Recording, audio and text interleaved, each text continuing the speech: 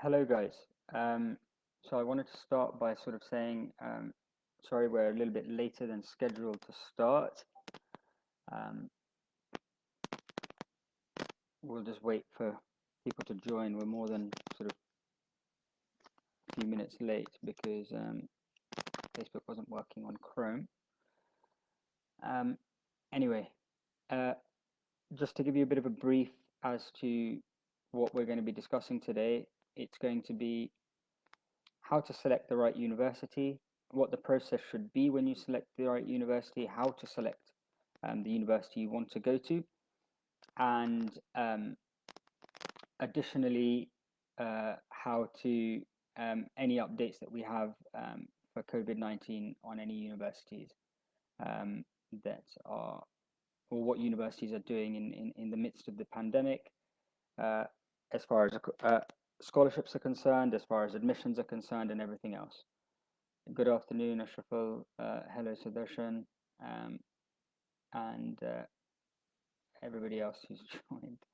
Um, I am safe, Sudarshan. Thank you very much for asking. Okay, so we'll wait for the numbers to go up a bit before I go into the meat of the content.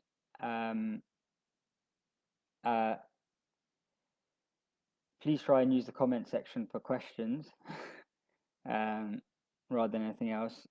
Anyway,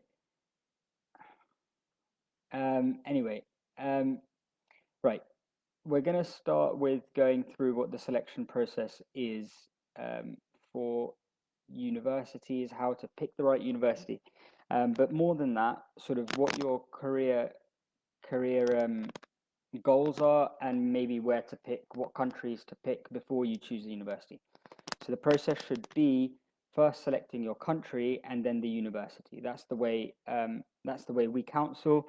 That's the way we should do it. Because of course, courses are there's a wide variety of courses that are available in, of course, all international universities. However, what you want to do is make sure that you know which what you want to do with your career afterwards. So, for example, if your main motive is to move abroad, then obviously the visa restrictions and immigration rules are more important than necessarily the university first.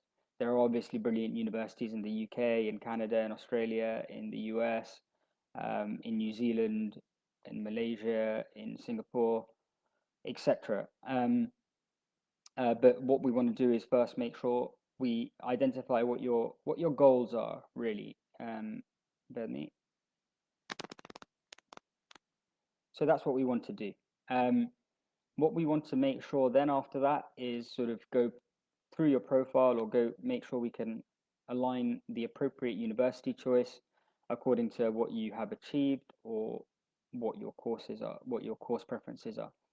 Bear in mind there is a lot of modifications that you can do to courses, or lots of joint discipline courses that are available abroad which aren't available in India, and so you can get really down to a very niche area in your specialism, which of course makes it better for you in the future when you want to when you go into the employment market, or when you start in your business. So either way, we'll be discussing some niches that are developing, what courses are available in those niches, and then what the advantages are of being more niche based. Right. So let's start with some basic country country bits and pieces. So what country should you posture towards? Now, it doesn't have to be, you don't have to select one country. We can select multiple countries as long as they align with your objectives. So again, if your objectives are to move abroad and then stay abroad, there are a few options. So the most likely and common choice is Canada um, and Australia. The reason being is because they have great routes to immigration, permanent immigration, and PR, permanent residence criteria, including sort of what you might think of as, you know, you work for 2 years and then you study for 2 years and then you work for 2 years afterwards, or 3 years after that, whatever it is. So as far as Canada and Australia are concerned, normally you can stay there depending on the length of your course. You can stay there for 2 years to 3 years after your studies. That obviously will help you in the job market over there. Obviously, finding a job can be a little bit time consuming. As long as you find your job there, you have some time to get settled in, create value in the company that you're working for, and then apply for visa sponsorship after your statutory sort of post-study work visa runs out. As long as you do get that extended visa, you're in a much better position to then apply for PR near the end of that period, or if you get a visa sponsorship, then after that subsequent and additional period runs out. How you would go about doing that, so particularly as far as Australia and Canada are concerned, you have a points-based system, and any work experience that you do after your graduation will give you a significant amount of points, and then you can further boost up those points and then be eligible for permanent residence.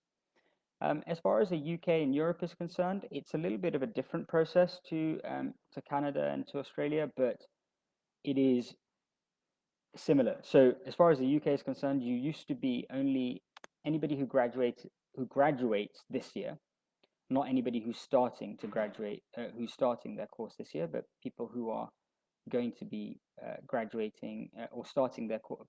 People who start their course in 2020 will be graduating in 2021. People who are already studying will be graduating this year, potentially, depending on what time they started their intake, and they won't be eligible. But as far as the UK is concerned, you were last year only eligible for a 4-month post-study stay back, which was extended to 6 months. Now, that in effect is not really enough time to find a job and create the kind of value you need for a company to want to go through the process of sponsoring you. It'll probably be easier for them to employ a domestic person or a domestic citizen rather than try and go through the whole process of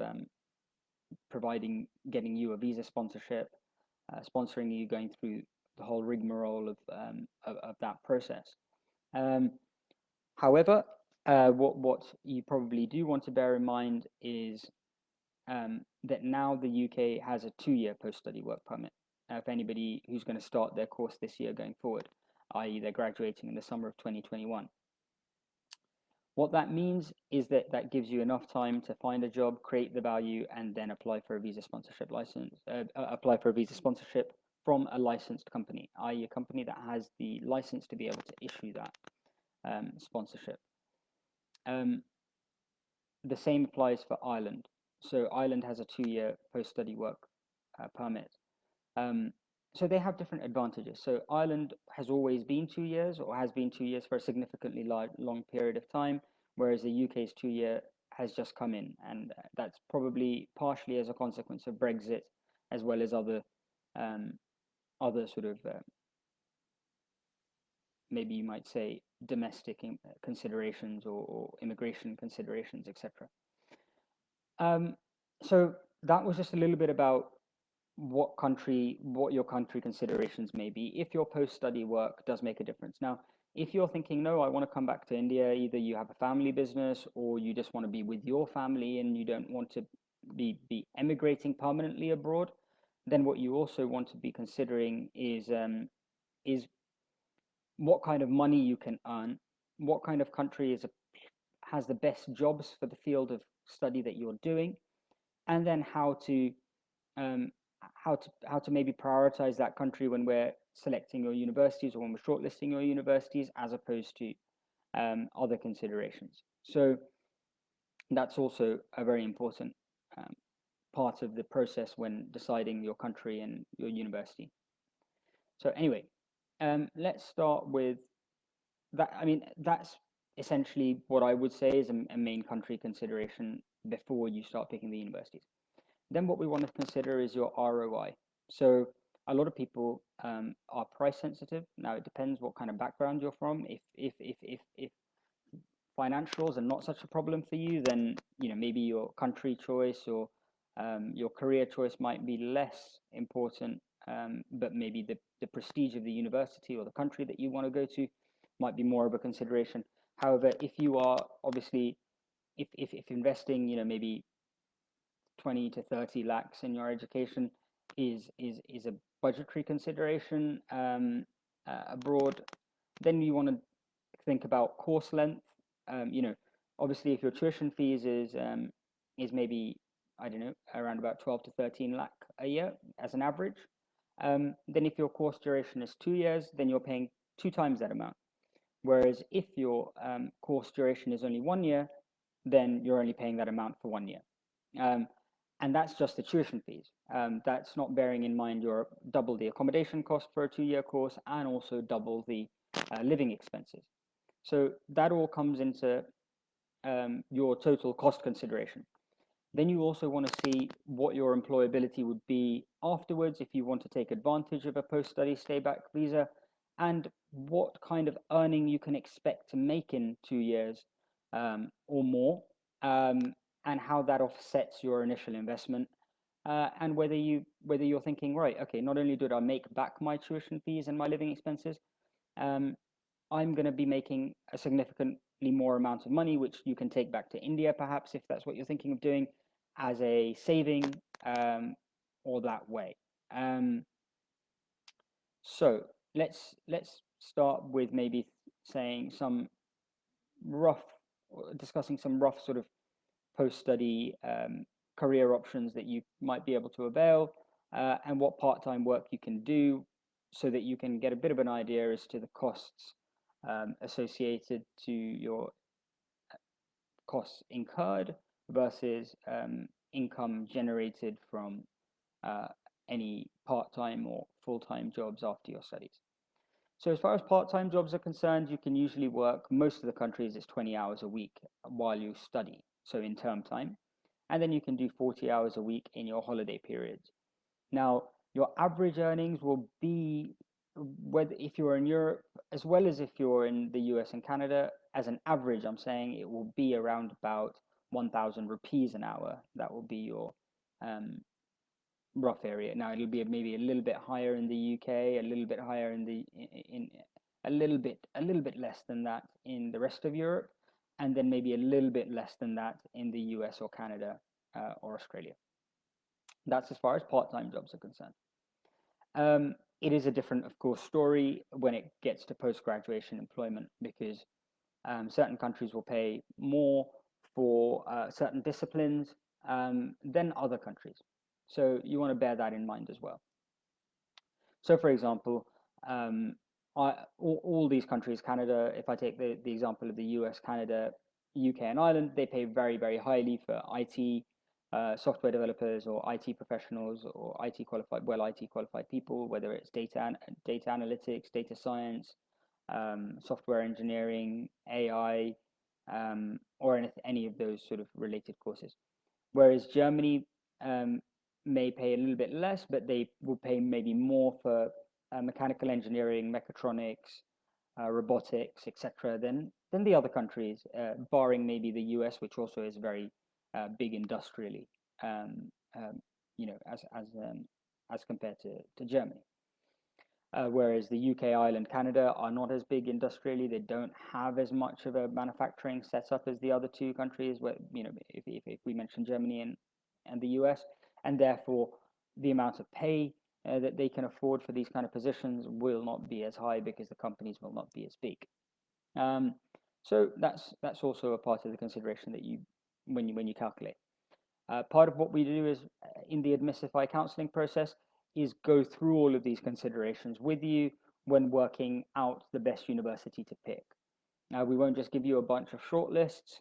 We will go through those shortlists and work out how they look in terms of your career and the costs, and what kind of job you can get afterwards, what their employability is after you graduate from XYZ or ABC university, and what you can expect to earn in that particular country or a city, if that's what you want to focus down on as well. So these are all very, very important. As you can see, maybe if you've joined us from the beginning, you'll be able to tell that a lot of these factors are multidimensional, multifaceted, and therefore You want to be able to really work your choice as a holistic consideration, as opposed to saying, okay, is this university good? Or is this university sound better? What has a better reputation? Yes, one university might have a generally broad, better reputation than another university. One country may have a better reputation, or broadly speaking, a better reputation than another country. However, if you are in IT, then, or you are in engineering, or you are in business management, or commerce, or pharmaceuticals, then, or the medical line, different factors will play in. So, um, do try and, even if you think you know a lot of the stuff that I'm saying, do try and stay with us, because there will be lots of very, very relevant and important information. So that I will obviously drop time to time, because this is an unscripted live session. I don't have a PPT, but I am going to be dropping in a lot of information, or I can't share a PPT here. So I will be dropping a lot of very relevant information throughout the course of this session. Anyway, let's start with, or let's continue with another. Let's give you another bit of very important information, actually, or something that you might find useful. So, speaking of healthcare, if you are in the medical line, or you want to do something in healthcare related, perhaps the UK would be a very good option, because there is going to be a new NHS visa which will be started. So the NHS visa, for anybody who doesn't know what it is, and most of you won't know what it is, because it's a new uh, new visa system which is going to be coming into place very shortly. So what is the NHS visa? The NHS visa is basically for the National Health Service of the UK. The National Health Service of the UK is a free for all at the point of use health system in the UK. It costs more than £13 billion a year to run. That's about $20 billion a year. That's a huge amount of money. But it basically gives every British citizen the ability to walk into any hospital or any doctor's surgery free of cost, and be seen and treated without spending any money. Now, you can imagine that's extremely expensive. No other country has a completely free healthcare system that I know of. Europe has a little bit of a subsidy that you pay. All the other countries, I mean, if you talk about the US, you have to have health insurance. Otherwise, if you get ill and you can't afford it, you know, you're falling off a cliff, really, which is uh, quite severe. But anyway, if we then consider that it employs a huge amount of the British population, doctors, nurses, pharmacists, healthcare managers, public healthcare um, executives. So all sorts of different disciplines, from MBBS to like I said, nursing, to, like I say, public healthcare sector employees, or qualifications. So that it's vast, as well as psychology and psychiatry, because mental health is a big consideration, a big part of the healthcare that is afforded to people over here. Now, what I also want to go through a little bit is, if that's applicable to you, and what the advantages of that visa is. Well, that visa is given by the government to retain people for the NHS. So you can imagine it's going to be one of the easiest and strongest ways of getting a visa. And that visa will last for a while, even after your post-study work. So let's say you do a 1-year course, which all master's courses in the UK are 1 year. So if you do a 1-year master's course, you get 2 years to work after that. And then if you get the NHS to continue to sponsor your visa, which, if you go onto the NHS visa after that, which you would go onto because your post-study work visa would expire after 2 years, so you'll be put onto an NHS visa, that will then continue as long as you work with the NHS. Once you have worked for 4 years, or once you've been in the UK for a total of 4 years, not including your study year,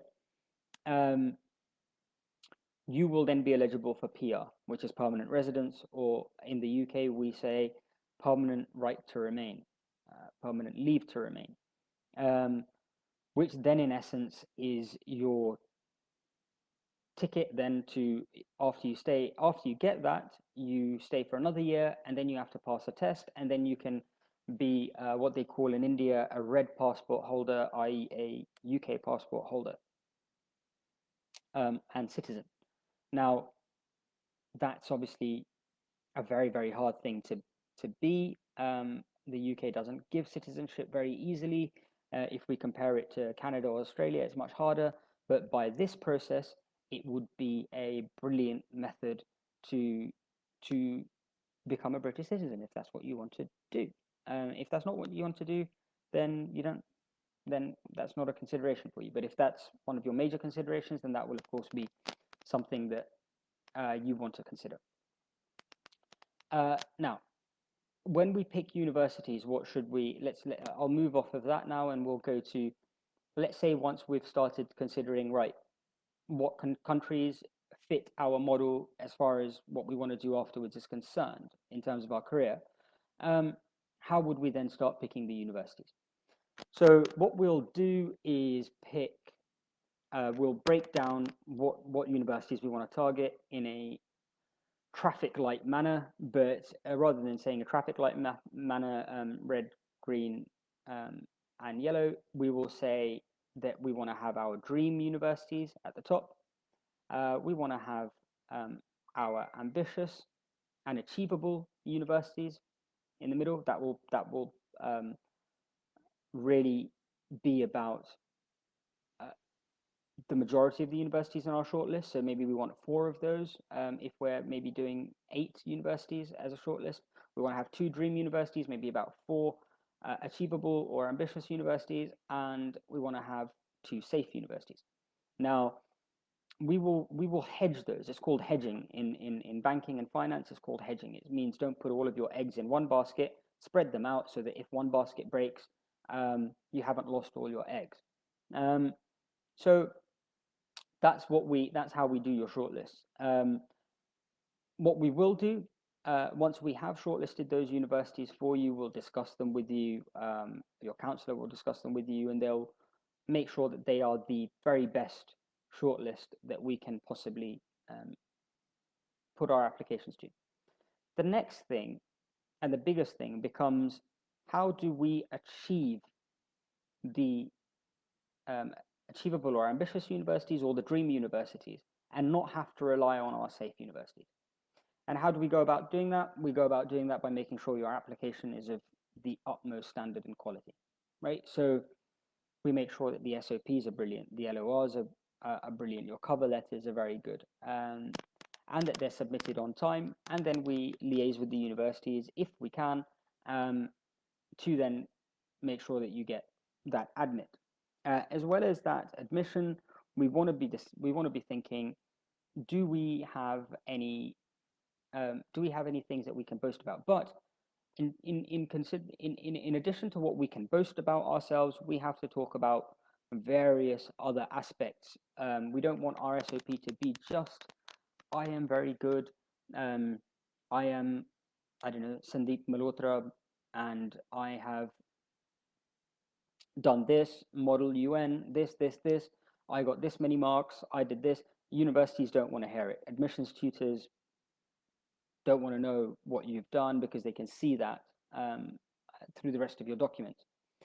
What they want to know is what your vision is for the future, for your life, what your vision is, bringing what you're going to bring to the university, what you might do in terms of your further studies, what you want to do in your career, what you want to bring out into the world, what you will do in the world. That's what the admissions tutor wants to see. He wants to see your vision. And he wants to see how coherently and efficiently you can put that across to them, rather than waffle on for maybe 3 pages or 1,500 words, because they'll never get to the end of it.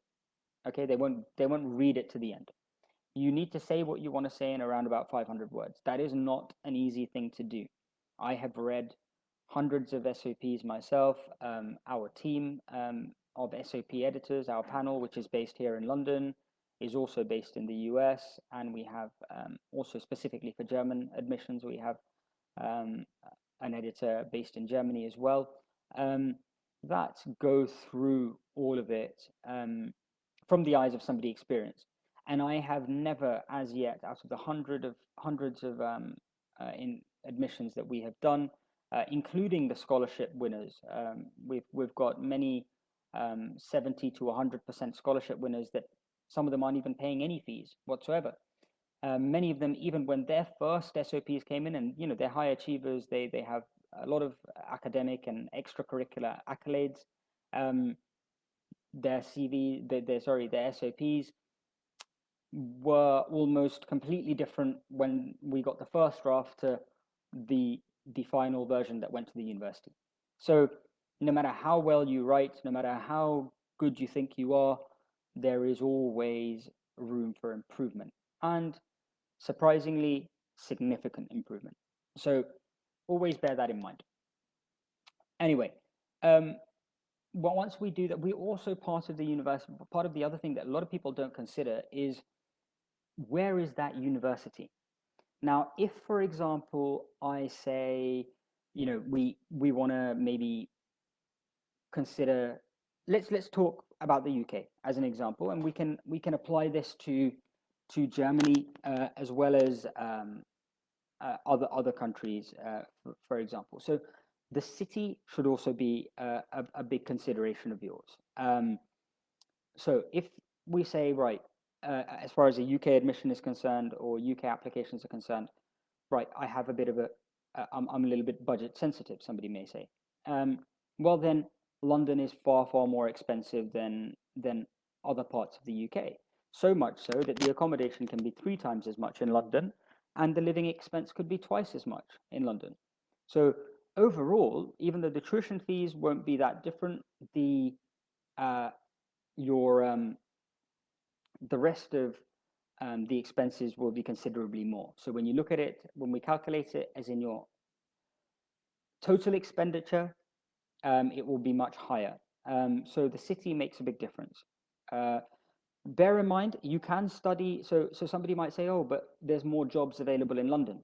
That's true. There will be more jobs available in London as opposed to perhaps being in Durham or Bath or Leicester or Leeds or Nottingham.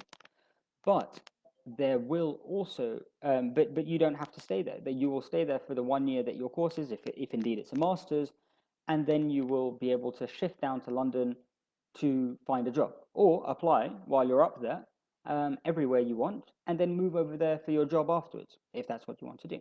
So bear that in mind. That's an important way to consider what your options are. So yeah, I would say that all bears into your considerations when you're looking at it all holistically. So that's about it. I do want to keep this session brief. If you do have any questions, if anybody has any questions, please do ask away. Otherwise, I'm going to keep this session brief this time, as opposed to the last sessions that we have had that have gone for 1.5 hours. If you're listening, if you're joining us for the first time, or if you're watching this after it's streamed, because we have a lot of views, a lot of people, thousands of people watch these things after they've been streamed, then what we want to do is have you can watch the other videos, but videos will be much more shorter, like this one, only half an hour long, so that you can retain your concentration, and so that all the information is condensed and easy to listen to, and maybe any notes that you want to make are easy to make. Obviously, I can imagine sitting in front of me for 1.5 hours could be quite boring, or listening to some questions which might not apply to you, maybe also quite boring, or you might not think are relevant, and you might tune out or lose concentration, and that's not what we want to do. So that's it. As far as courses are concerned, again, the last thing that I will say, because obviously we're supposed to talk, we have been talking about the process of selecting a university, is also selecting the course. Obviously, like I said, the course will depend on what your future career goals are, and what the employability or what the scope is. So bear in mind, a lot of the courses that are available in countries abroad, as if we are comparing them to India, are indeed courses that are very future-proof. And when I say future-proof, what I mean is that they are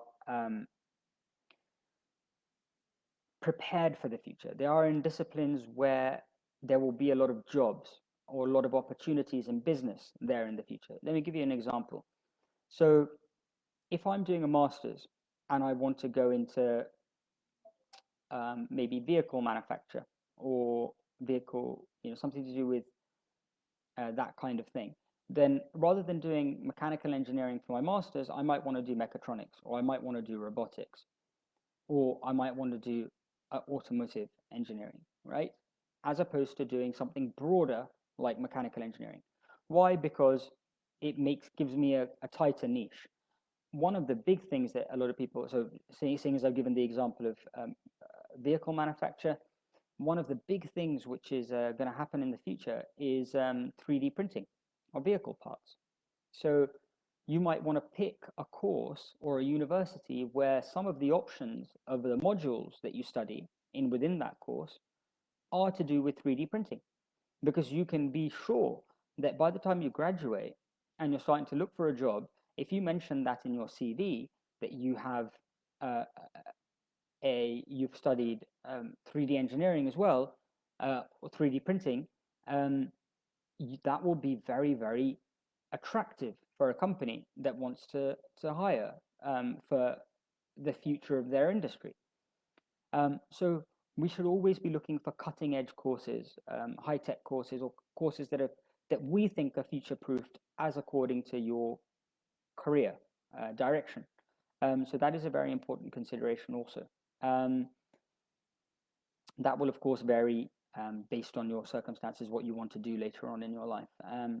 Now, bear in mind also at masters in Western countries, I say Western countries, but I mean, Australia, Canada, all of these foreign countries, the popular foreign countries, is that these universities, when you typically do a master's, you have two core modules, which are compulsory, which are mandatory, you can't swap them out, but the rest of your modules will be optional. So you can choose them from a wide list. So let's say you have 6 other modules. After the 2 core modules, you have 6 other modules that you can choose. You may have something like 20 modules or 25 modules to choose from. So there's a vast variety of customizability that you can do to tailor make your education and your learning to be applicable for what you want to do in the future. Remember, that is extremely important. There was an E&Y, Ernst and Young study about the state of Indian education compared to the jobs that are available in the market. And one of the vast things that they said is the vast majority, it was around about 80% of the courses that are available in India are not appropriate or not applicable, will not be applicable for the jobs of the future.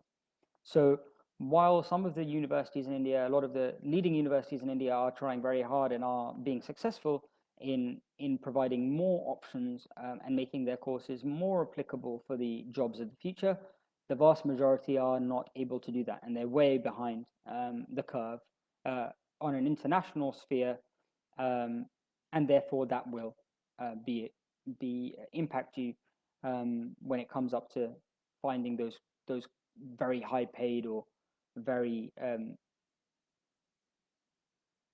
lucrative jobs of the future. So as long as that's all, we've discussed the courses, we've discussed the countries now, and we've discussed the universities, where they're located, etc. So that should be all part of the consideration when we decide a university. Now, lastly, I will just stop by giving 2 minutes on COVID-19 or corona-based updates from universities all over the world. Long story short, a lot of universities are continuing mostly the universities are continuing as normal. They are saying, continue with your admissions, continue with your applications. Now, a lot of you might be thinking, what will happen to my visa? What happens if I apply, but then they say, oh, you can't come to the country? Well, what a lot of the universities are doing is that they are saying, apply. And and we will give you the admission, and the course will start as normal. But if there is any government-based restrictions, i.e. you cannot come into the country, or you cannot leave your country, or you cannot go into that country, at the moment, for example, the UK has no such restrictions, um, then what will happen is you will then be able to do your learning, you will be able to join your lessons from India itself, or from your home yourself. So what the advantage of that is that you will be able to save on accommodation, save on your living expenses. So your expenses will be reduced. But at the same time, you will have your visa. So as soon as the lockdowns are open, you're free to fly and go there. So it's a win-win situation, actually. And I will leave you with one parting thought.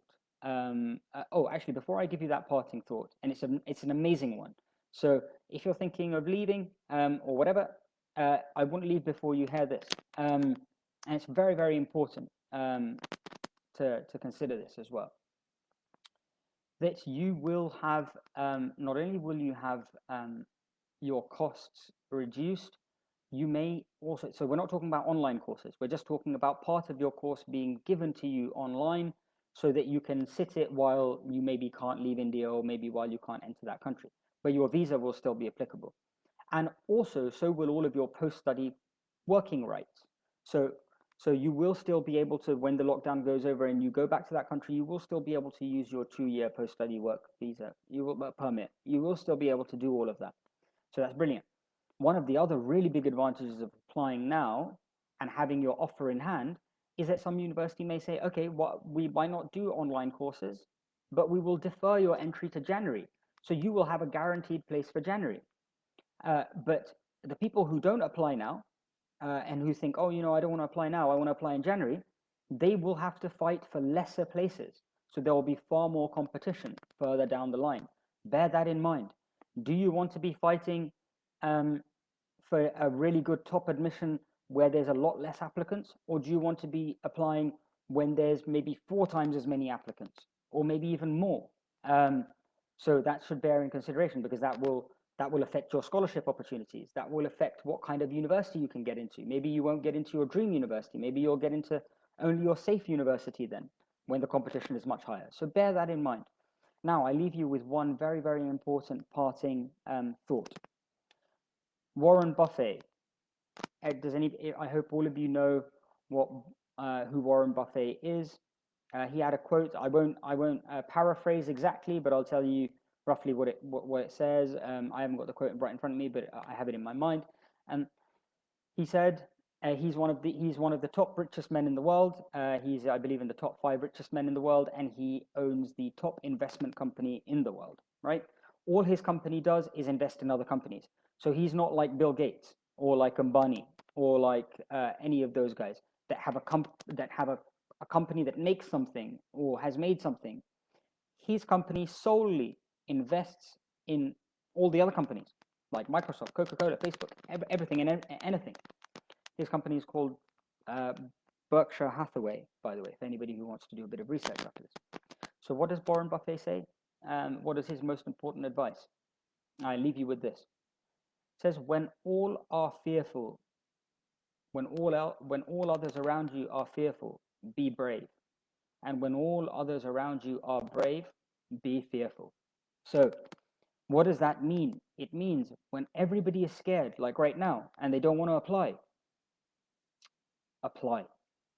because you're going to have less competition. You're going to get a better admit. You're going to get maybe a scholarship where you wouldn't otherwise get a scholarship, and all of these things.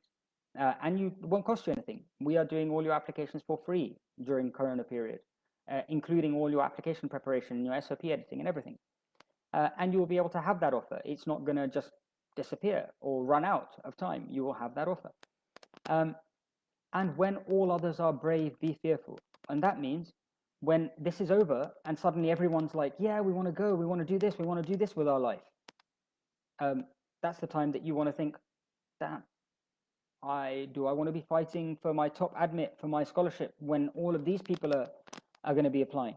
So I hope that was of use to you. I'm glad we've had a much less interactive session this time because I've been able to just give you a lot of information which should be very handy for people who are going to be listening to this afterwards and not live. So glad to be with you this week as well. I hope you found it useful.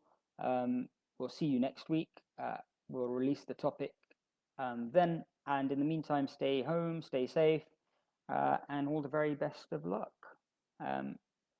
By the way, you can download the Admissify app for free in the Apple App Store or in the Play Store, and you can search more than 3,000 universities there and over 100,000 courses. That's 1 lakh courses, more than that. You can use the smart search to put in your budget and other bits and pieces of yours to smartly find what universities are applicable for you, and then you can message any counselors, or you can arrange a video call with us. All of our team all over India and across the world are working from home, and so we are available to answer all of your questions remotely via the app or via telephone or via WhatsApp or whatever mode of communication you prefer. So thank you very much for joining.